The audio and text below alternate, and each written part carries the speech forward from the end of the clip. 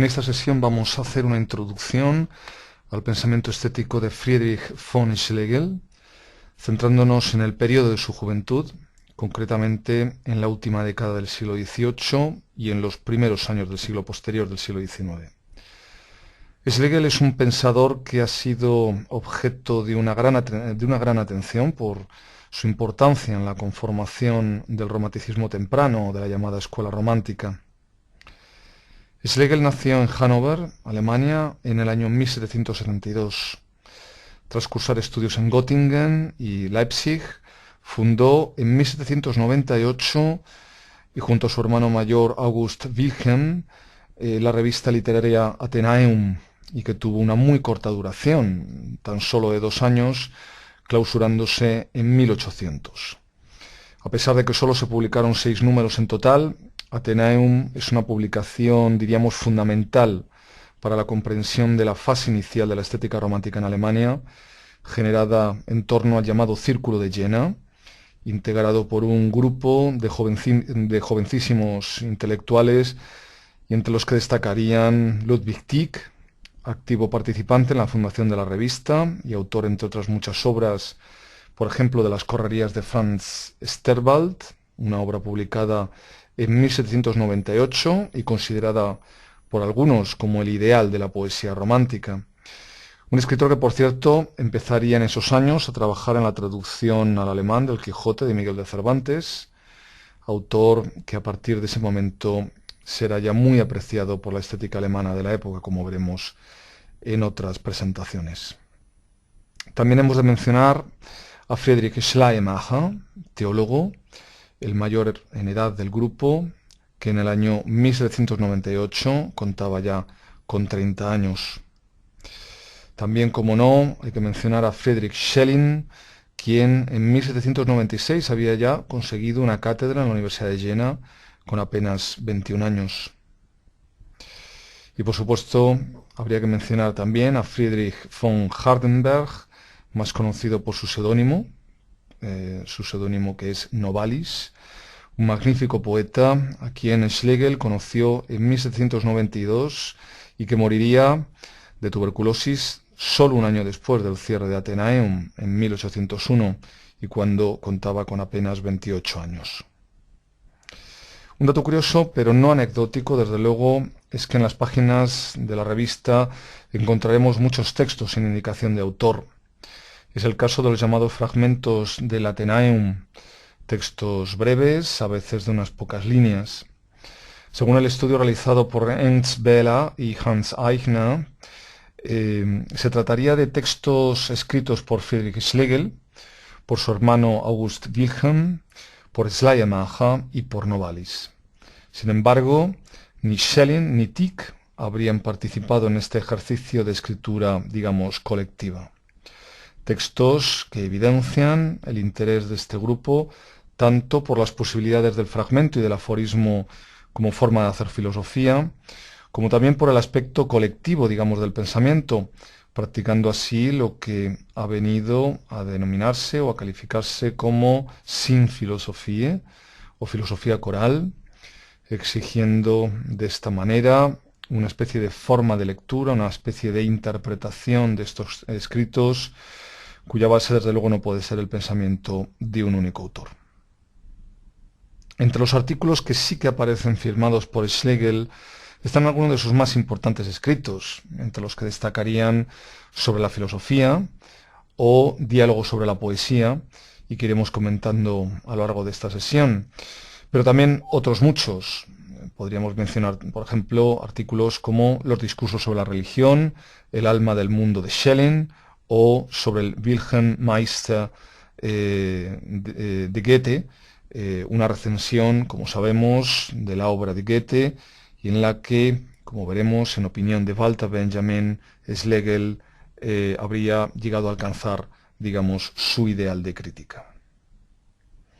En estos escritos de juventud de Schlegel vemos una exaltación de la figura del artista, conformando lo que va a ser a partir de entonces el estereotipo de la imagen romántica del artista, y que también desde luego perdurará durante casi todo el siglo XIX. Los artistas, dirá Schlegel, son una casta superior, pero no ennoblecida por nacimiento, sino por una libre autoconsagración. Los artistas, añade Schlegel, viven una vida elevada como separación y aislamiento de todo lo que es vulgar. Incluso llegará a afirmar que no hay ningún gran mundo sino el mundo, o si no es el mundo, de los artistas, definiendo al artista, como no podría ser de otra manera, de la siguiente forma. Artista es aquel para quien el fin y el medio de la existencia es cultivar su sensibilidad.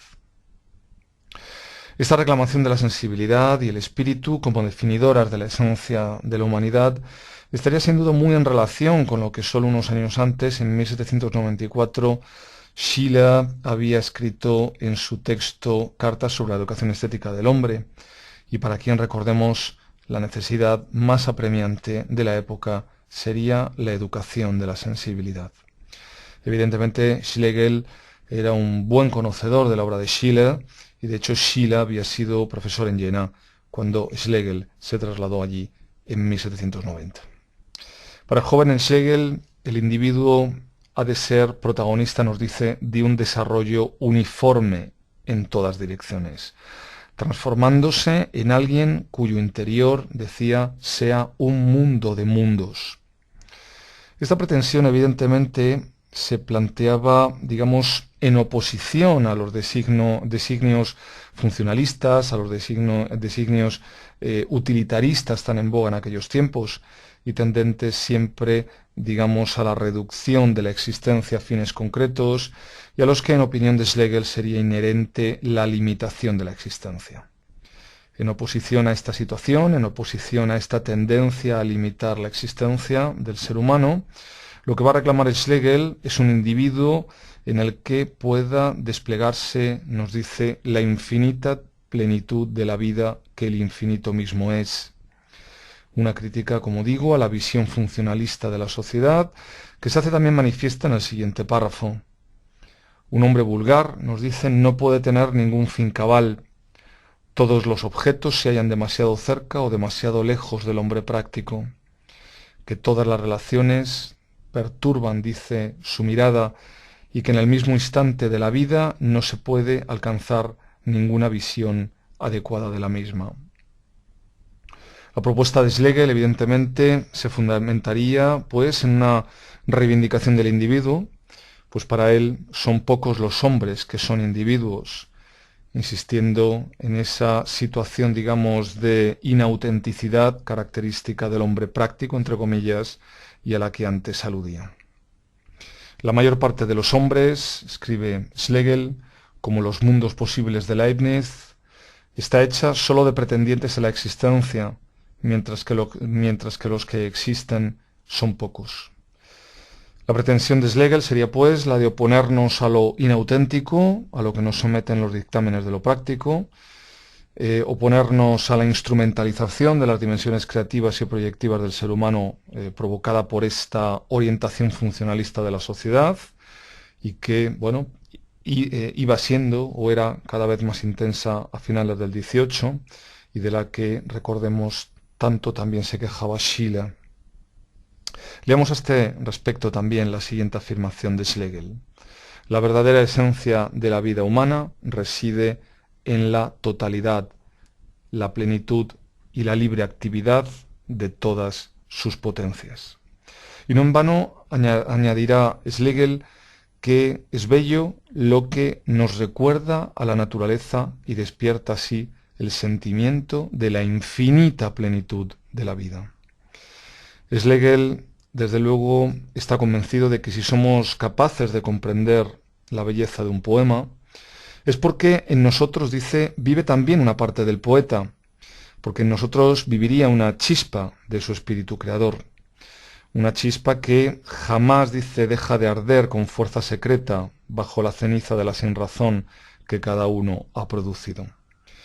Salta a la vista que aparece en estas palabras de Schlegel, aquí, renovado, el principio ilustrado de la universalidad, pero devenida ahora en una especie de universalidad del genio. Creo que también convendría, por otro lado, recordar en relación a esta cuestión, que en estos escritos de juventud de Schlegel la poesía se presentaba cargada de potenciales de hermanamiento de los seres humanos, con unas resonancias schillerianas desde luego más que evidentes. La poesía hermana, escribe Schlegel, y une con lazos indisolubles a todos los espíritus que la aman. Aunque ellos persigan en su vida particular las cosas más dispares, aunque uno desprecie absolutamente aquello que para el otro es lo más sagrado, aunque se subestimen, se ignoren unos a otros y permanezcan eternamente ajenos, sin embargo, en esta región se encuentran unidos y en paz en virtud de un poder mágico superior. Y señalado esto, quizás sea también el momento de apuntar ya la importancia que el amor juega en el pensamiento de Schlegel, para quien toda vida es, de acuerdo con su primer origen, no natural, sino divina y humana, pues debe, nos dice, brotar del amor. ¿Y por qué? Pues porque sólo por medio del amor, escribe, y de la conciencia del amor, el hombre se hace hombre. Con lo que apostilla Schlegel, quien no comienza conociendo la naturaleza a través del amor, jamás la llegará a conocer. En relación a esta cuestión, es muy importante recordar la publicación de la novela Lucinde, escrita por Friedrich Schlegel en el año 1799. Una obra en la que Schlegel parece tratar de recuperar, digamos, el amor en su originalidad más profunda, recuperando el carácter espiritual del amor y liberándolo también de las convenciones sociales burguesas, concibiéndolo como una especie de vínculo religioso, como algo que, en cierta manera, nos devolvería a lo divino. Cuando se ama como nosotros, escribe Schlegel, también la naturaleza que hay en el hombre retorna a su divinidad original. Una novela que fue acusada por muchos de inmoral y, por cierto, duramente criticada por Schiller, pero sin embargo defendida por Fichte y sobre todo por Schleiermacher, quien destacará especialmente esa especie de religiosidad del amor que llena estas páginas de Schlegel. Otro punto de gran interés en esta primera época del pensamiento de nuestro pensador sería la redefinición que propone de lo sentimental. A este respecto nos exige que olvidemos el significado habitual y desacreditado de lo sentimental, generalmente vinculado a todo lo que en un modo llano dice es conmovedor, a todo lo que es lacrimógeno y lleno de aquellos buenos sentimientos familiares, para tomar, dice Schlegel, este término en otro sentido completamente diferente. Y para ello nos pide pensar en Petrarca, pero también en Tasso, cuyo poema, escribe Schlegel, podría justamente llamarse sentimental. ¿Pero qué es lo sentimental en el pensamiento de Schlegel? Pues bien, la definición que nos da de este término es la siguiente. Sentimental sería aquello que nos convoca, allí donde reina el sentimiento, y por cierto, no un sentimiento sensible, sino el espiritual. La fuente y el alma de todas esas emociones es el amor, y el espíritu del amor debe flotar por todos lados, invisible y visible en la poesía romántica. Esto es lo que debe enunciar la definición. Lo sentimental es, pues, aquello en que domina el sentimiento espiritual y que, interpelándonos, nos dice, hace surgir el amor. Es tal, desde luego, la importancia de este término, de este concepto de lo sentimental en Schlegel, que será la base sobre la que construirá, de hecho, su definición de lo romántico. Lo romántico, escribe, es lo que nos representa una materia sentimental en una forma fantástica. Debemos tener muy en cuenta, en todo caso, que para Schlegel lo romántico no es tanto un género cuanto un elemento de la poesía. Esto es fundamental, yo creo, para comprender el planteamiento de Schlegel. Lo romántico no es tanto un género, sino más bien un elemento de lo poético, el cual, además, puede dominar más o menos en la poesía, pero nos dice nunca faltar del todo. Y de hecho Schlegel nos dejará muy clara su exigencia de que toda poesía debe ser romántica. Y que lo romántico sea lo que nos representa una materia sentimental en una forma fantástica, nos exige entonces interrogarnos acerca de qué papel jugaría la fantasía en todo esto. Para orientarnos un poco acerca de la importancia que Schlegel concede a lo fantástico, podría, pienso, servirnos la lectura de su diálogo sobre la poesía del año 1800 y más concretamente de la carta sobre la novela, donde defiende precisamente al escritor Jean-Paul Richter de la acusación de que sus obras no eran novelas, sino una amalgama de ingenio enfermizo. Para Schlegel, sin embargo, la fantasía de Jean-Paul, en comparación con la de Stana, por ejemplo, es más enfermiza, escribe Schlegel, y por tanto más maravillosa y fantástica. Más concretamente debemos indicar que para Schlegel, haciendo en este caso suyo el planteamiento de Schleiermacher, la fantasía es el órgano del hombre para la divinidad. Y el ingenio no sería, pues, sino la manifestación, el relámpago, dice, exterior de la fantasía, lo que explicaría su divinidad y, por ende, la semejanza de la mística con el ingenio.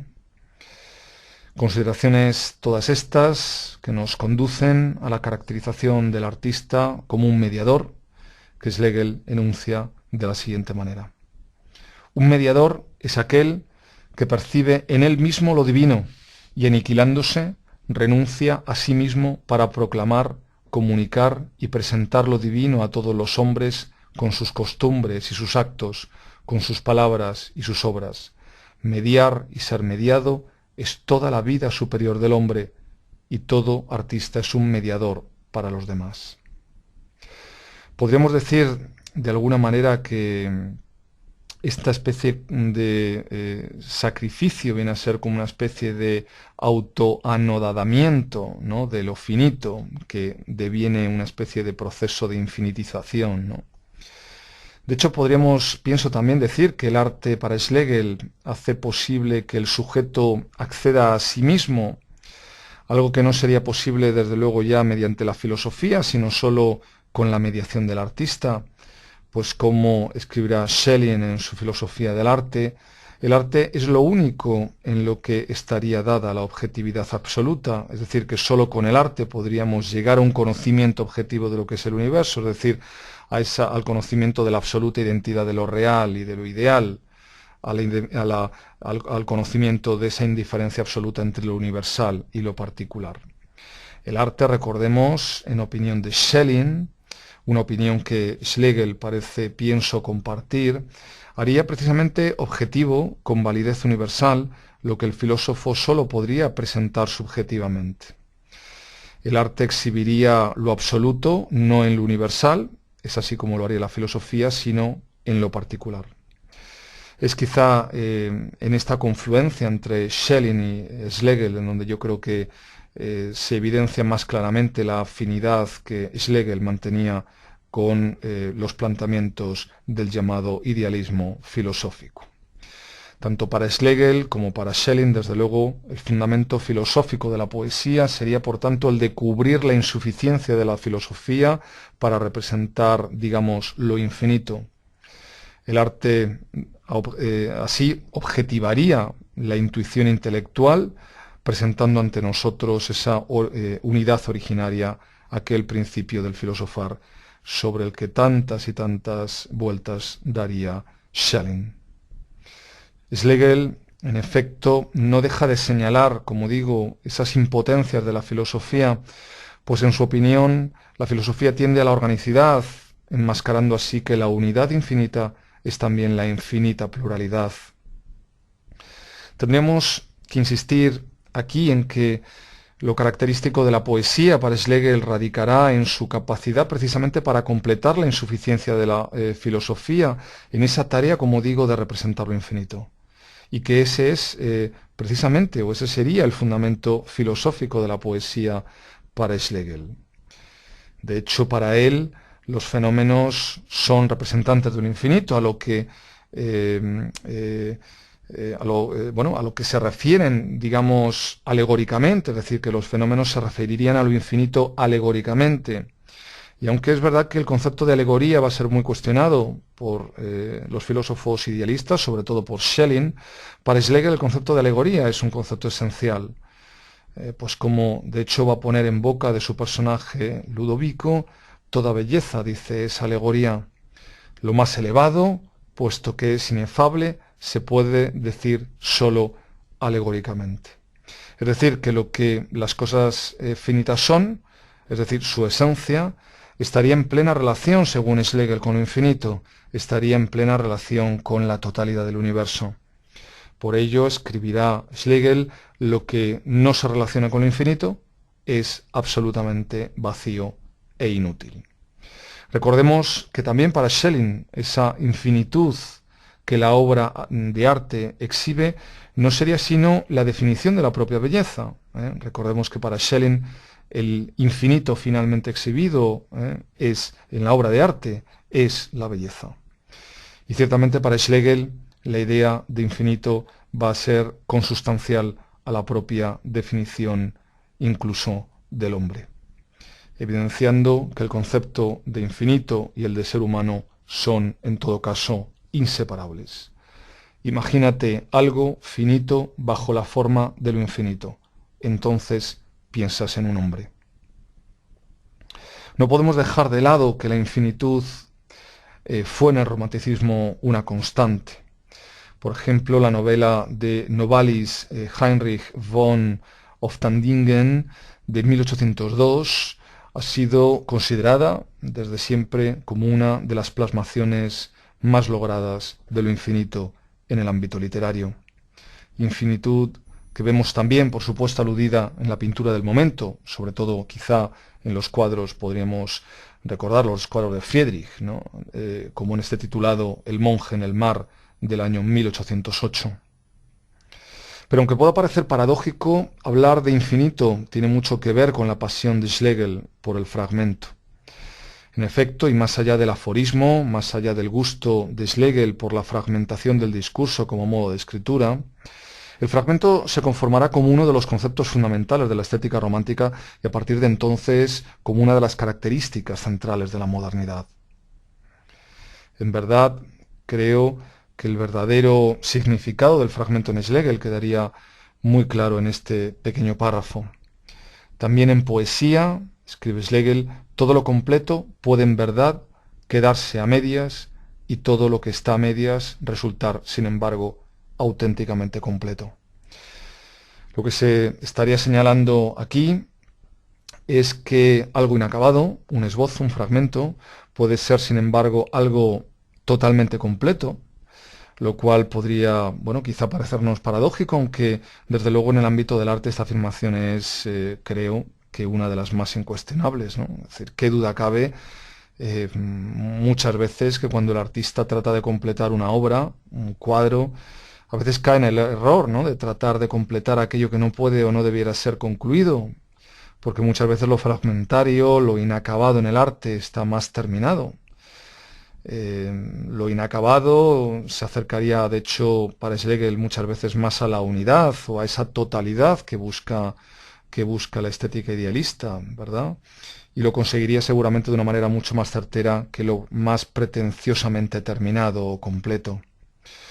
Como digo, esta consideración de Schlegel será sin duda clave no solo para la comprensión de la estética romántica, sino para la comprensión de todo el arte posterior.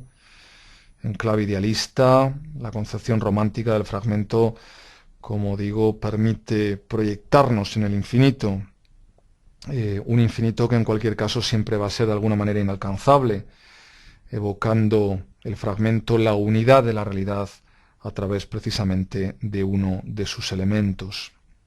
Así, por ejemplo, Schlegel dirá que ningún hombre es meramente un hombre, sino que al mismo tiempo puede y debe ser la humanidad entera y real y verdaderamente. Por otro lado, y con un planteamiento también muy cercano, muy parecido a este planteado por Schlegel, Schelling afirmó que en cada una de las unidades comprendidas en el todo está, a su vez, la impronta del todo entero. Y de ahí que también nos sea posible comprender el porqué de esta pregunta. ¿Podrías, nos dice Schlegel, amar si no encontrases el mundo en el amado? Y si la unidad sistemática del universo es reflejada por el fragmento, el ingenio,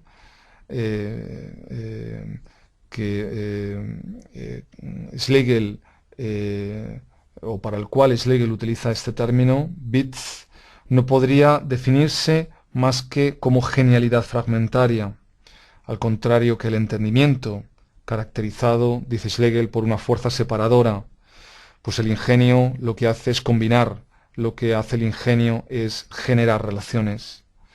Así Schlegel se alejará, qué duda cabe, de todos los intentos de racionalización exhaustiva del mundo, afirmando que el universo, dice, no se puede ni explicar ni comprender, solo contemplar y revelar. Una consideración que, como veremos, Schopenhauer, muchos años más tarde, de alguna manera retomará en algunos de sus escritos. Y aquí salta a la vista la tremenda importancia que tuvo el pensamiento de Spinoza en Schlegel. En efecto, y como el propio Schlegel reconoce, fue partiendo de los textos de Spinoza o la manera como él pudo mostrar de la manera más llamativa e iluminadora sus ideas acerca del valor y de la dignidad de la mística y de su relación con la poesía. Desde luego la influencia de Spinoza en el desarrollo de la estética romántica es enorme. E incluso Schlegel afirmará que es casi incomprensible cómo se puede ser poeta, dice, sin honrar a Spinoza, sin amar a Spinoza y sin ser uno de los suyos. Spinoza es, pues, para Schlegel el fundamento general, el sostén de todo tipo individual de misticismo. Pero si para Schlegel el alma auténtica, la chispa ardiente de toda poesía, es el suave reflejo de la divinidad, está claro que la mera representación de hombres, la mera representación de pasiones y acciones, no bastaría para hacer arte. Schlegel, de hecho, aprecia aquí el mismo problema que señalarán Hegel y Schelling. El artista en ese momento histórico, en esa época en donde Schlegel vive, finales del XVIII y principios del XIX, en su opinión carece de un sostén firme para su tarea. El artista carece de un suelo materno, nos dice, de un cielo, de un aire vivo. En definitiva, Schlegel considera que a la poesía de su época le falta un eje central, como era la mitología para la poesía de los antiguos, y todo lo esencial en lo cual el arte poético moderno estaría a la zaga del antiguo, podría sintetizarse, nos dicen las siguientes palabras: no tenemos una mitología. En este punto, desde luego, la coincidencia nuevamente con Schelling es total, y de hecho puede que Ludovico, uno de los personajes en su discurso sobre la mitología, no sea sino una representación del propio Schelling. En cualquier caso, la nueva mitología que propone Schlegel, inspirándose, como no, en el idealismo de Fichte, debe constituirse a partir de lo más profundo del espíritu. Debe ser una nueva cuna y receptáculo de la antigua y eterna fuente originaria de la poesía e incluso del poema eterno, que guarda, dice Schelling, en sí el germen de todos los demás poemas. El mundo mítico, pues, se sitúa como la auténtica patria originaria del genio. Así pues, nos dirá, mitología y poesía, ambas son una e inseparables. Y de hecho, y empleando la misma argumentación que Schelling en su filosofía del arte, Schlegel escribirá que un enorme privilegio tiene la mitología. Lo que de otra manera escapa eternamente a la conciencia, aquí se puede en cambio contemplar sensible y espiritualmente. Y el camino que propone Schlegel a los poetas alemanes para el desarrollo de esta nueva mitología es que sigan el ejemplo que dio Goethe de investigar en todas partes las formas del arte hasta su origen, para poder reavivarlas o vincularlas a fin de que vuelvan a las fuentes de su propia lengua y poesía y liberen otra vez la antigua fuerza y el elevado espíritu que, hasta ahora ignorado, dormita en los testimonios del pasado nacional, desde el cantar de los Nibelungos, Apostilla, Schlegel, hasta Fleming y Wegherlin. Y en efecto, la mitología será, diríamos, casi una obsesión para los poetas y artistas durante este periodo, como lo demuestran desde luego las numerosísimas obras centradas en cuestiones mitológicas. Obras, por ejemplo, como la titulada Sobre mitos, leyendas históricas y filosofemas del mundo más antiguo, del año 1793, de Schelling, Discursos sobre la mitología, del propio Schlegel, del año 1800, Historia de los mitos del mundo asiático, de Gors, de 1810, Simbología y mitología de los pueblos antiguos, en especial de los griegos, de Friedrich Kreutzer, también publicado en 1810. En fin, son algunos de los trabajos, de los textos que tratarán de abordar esta, digamos, vuelta de lo mitológico al ámbito estético, que tratarán de teorizar sobre las posibilidades, sobre la necesidad de una nueva mitología. Una nueva mitología que desde luego seguirá presente en el pensamiento alemán, incluso en el pensamiento del primer Nietzsche. En el ámbito de la pintura son desde luego muchos los ejemplos también de esta pretensión, y entre ellos podríamos destacar, como no, la obra de Philipp Otto Runge, obras como la que vemos en esta imagen, o en el contexto, por ejemplo, del romanticismo británico, las escenas de la mitología celta y judeocristiana de William Blake, como esta que también vemos en la pantalla, del año 1786, o esta otra representando a Enid Harmon, uno de los personajes mitológicos del propio Blake, un personaje quizá de hecho basado en su mujer, Catherine Blake.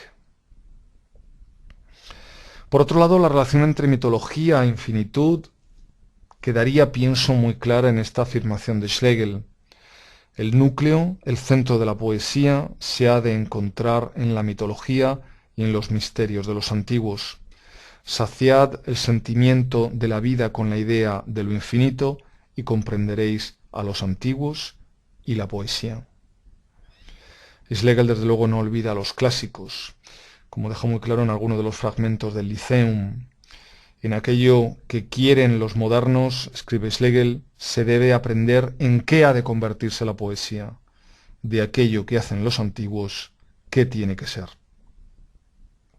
Tengamos en cuenta que para Schlegel, Dante fue el fundador y padre de la poesía moderna, quien condensó, nos dice, en dignidad y fuerza clásicas, lo más propio y peculiar, lo más sagrado y dulce de la nueva lengua vulgar.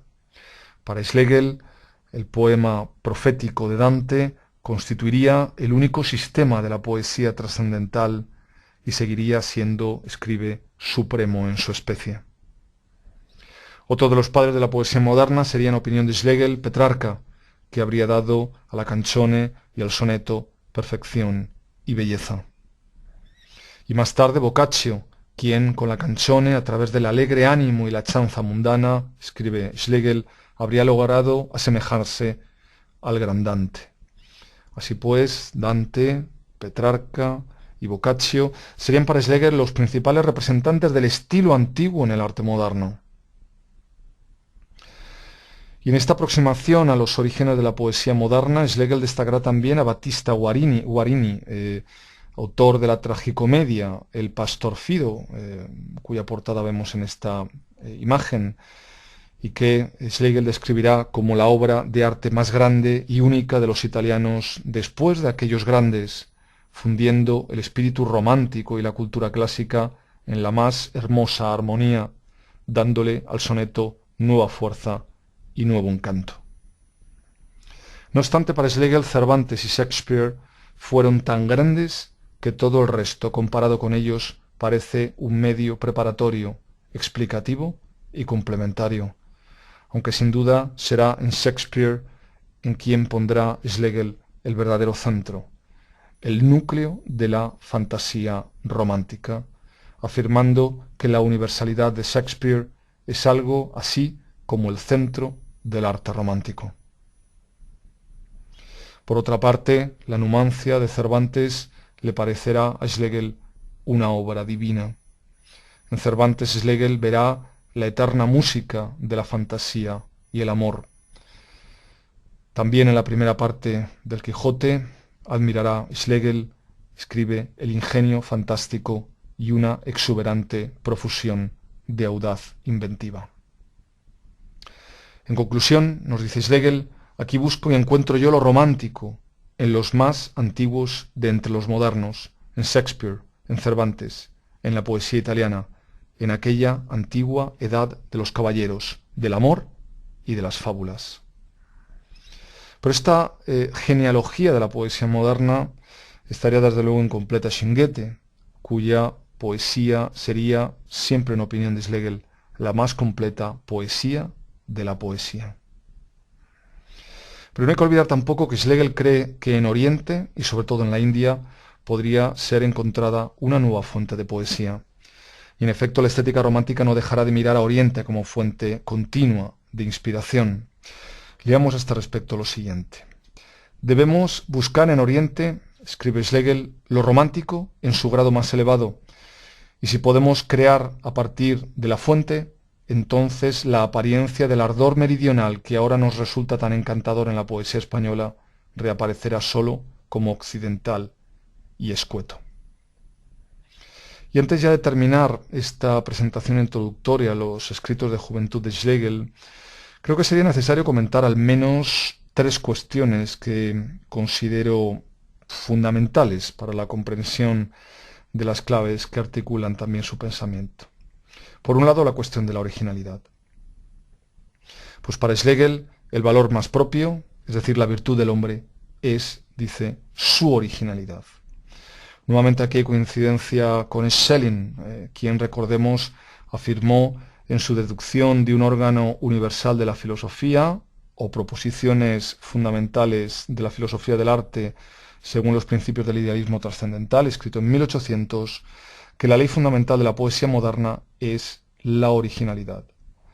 Para Schelling valdría de hecho la ley de que cuanto más original, más universal, no olvidando pues que la originalidad no es la particularidad, sino, como parece también sugerir el propio Schlegel, un camino hacia la universalidad. Algo que nos permitiría también entender por qué para Schlegel lo mejor en las mejores novelas no es otra cosa que una confesión más o menos velada del autor, el resultado de su experiencia, la quinta esencia de su particularidad. Y de ahí que una verdadera historia, nos diga, sea el fundamento de toda poesía romántica. Otra observación muy importante en Schlegel es la que tiene que ver con su visión de la crítica de arte, que podría estar esencialmente, creo, resumida en la siguiente afirmación. La poesía solo puede ser criticada por la poesía. Un juicio artístico que no es el mismo una obra de arte no tiene ningún derecho de ciudadanía en el reino del arte. Para Schlegel, por tanto, no se puede hablar de la poesía, sino únicamente en poesía. Así pues, la crítica de arte dejaría de estar, a partir de Schlegel, vinculada a la comparación con un modelo predado. Por ello decía Walter Benjamin, en sus trabajos sobre la crítica de arte en el romanticismo alemán, que para los románticos la crítica es mucho menos el juicio sobre una obra que el método, decía él, de su consumación. Es decir, que la crítica completaría la obra. La crítica de arte rejuvenecería la obra, configuraría la obra nuevamente, pues toda obra sería por necesidad, dice Benjamin, incompleta frente al absoluto del arte. O bien, lo que significaría lo mismo, la obra sería siempre incompleta frente a su propia idea absoluta. Con lo que, y siguiendo o continuando con Benjamin, podríamos decir que la crítica no es la crítica romántica, la crítica en sentido romántico, no sería en su intención central un juicio sobre la obra, sino más bien consumación, La crítica sería más bien complementación, la crítica sería más bien sistematización de la obra. La obra sería su resolución en lo absoluto. Y por último es obligado, creo, detenernos, aunque sea brevemente, en el concepto de ironía. Hegel, en sus lecciones de estética, escribió que, a partir especialmente de las reflexiones y doctrinas de Friedrich Schlegel, se desarrolló bajo múltiples formas, escribe Hegel, la llamada ironía. Concepto el de ironía, recordemos que tendría su fundamento, diría yo, quizá más profundo en la filosofía de Fichte, en la aplicación, en última instancia, de sus principios filosóficos al ámbito de la teorización sobre el arte, ¿no? Concepto este de ironía que será radicalmente rechazado por Hegel, como veremos, y también por algunos de sus seguidores, como es el caso, por ejemplo, de Rosenkranz, para quien la ironía de la escuela romántica le va a parecer un cúmulo de bromas insensatas. La ironía en Schlegel será, de hecho, y por su importancia, objeto de innumerables estudios, entre los que destacarían, por ejemplo, se me ocurre el de Kierkegaard, titulado sobre el concepto de ironía, el de Merleau-Ponty, que desarrolla en su Elogio de la Filosofía, o, por ejemplo, el de Poldeman, titulado El concepto de ironía. Sin embargo, ¿a qué se refiere exactamente Schlegel con el término ironía? Es algo difícil de determinar. Pues a lo largo de los textos de Schlegel irán apareciendo algunas breves definiciones de este término, muchas de ellas poco claras. Una de ellas sería esta que vemos en la imagen, donde Schlegel dice: la ironía es la conciencia clara de la agilidad eterna, del caos y su infinita plenitud. Pero quizá creo que la definición más clarificadora del concepto de ironía sería una en la que Schlegel dice que la ironía es la forma de lo paradójico. Paradójico es todo lo que es a la vez bueno y grande. Así, en relación a Cervantes y Shakespeare, ahora hablará Schlegel de un desorden artísticamente ordenado, de una fascinante simetría de contradicciones, de una maravillosa, eterna alternancia de entusiasmo e ironía. De hecho, para Schlegel hay poemas antiguos y modernos que en su totalidad exhalan, nos dice, por doquier, universalmente, el divino hálito de la ironía. Vive en ellos una verdadera bufonería trascendental. Amante, en efecto, de la paradoja, exigirá Schlegel ironía en el drama, exigiendo en boca de Antonio, uno de los personajes de uno de sus diálogos, que los acontecimientos, los hombres, en breve, el juego entero de la vida, sea realmente tomado y representado también como juego. Esto, dice, nos parece lo más esencial. Y que todos los juegos sagrados del arte sean sólo lejanas imitaciones del infinito juego del mundo, de la obra de arte que eternamente se forma a sí misma.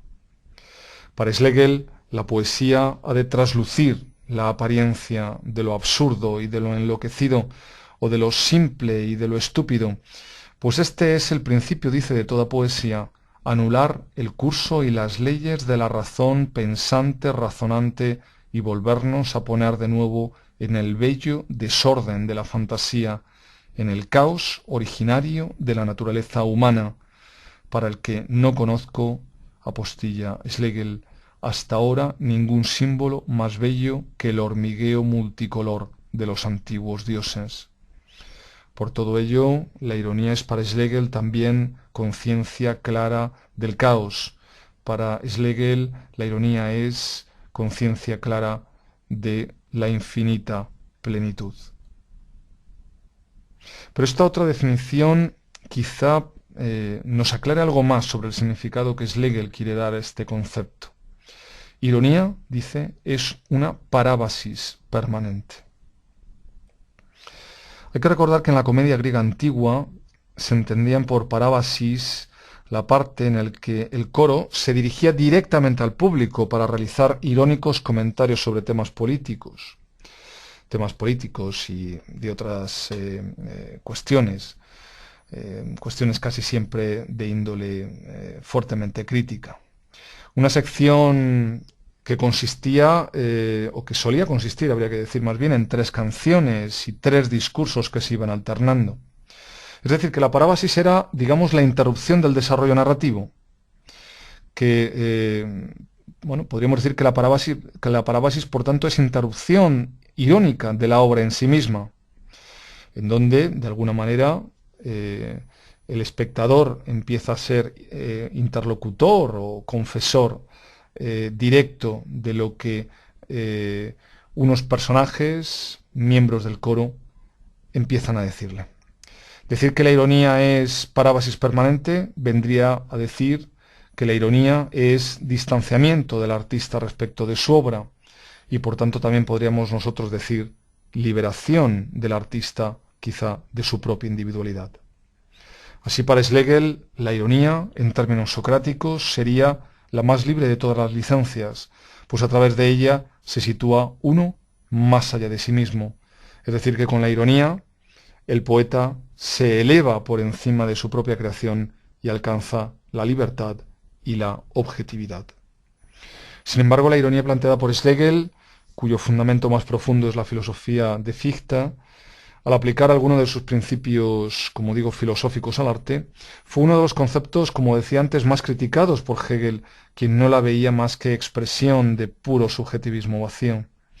Y de hecho Hegel afirmará en sus lecciones de estética que si la ironía se toma como tono fundamental de la representación, entonces se toma lo más artificioso como verdadero principio de la obra de arte, pues en parte aparecen allí figuras vulgares y otras carentes de contenido y actitud, por cuanto, dice Hegel, lo sustancial se muestra en ellas como lo nulo.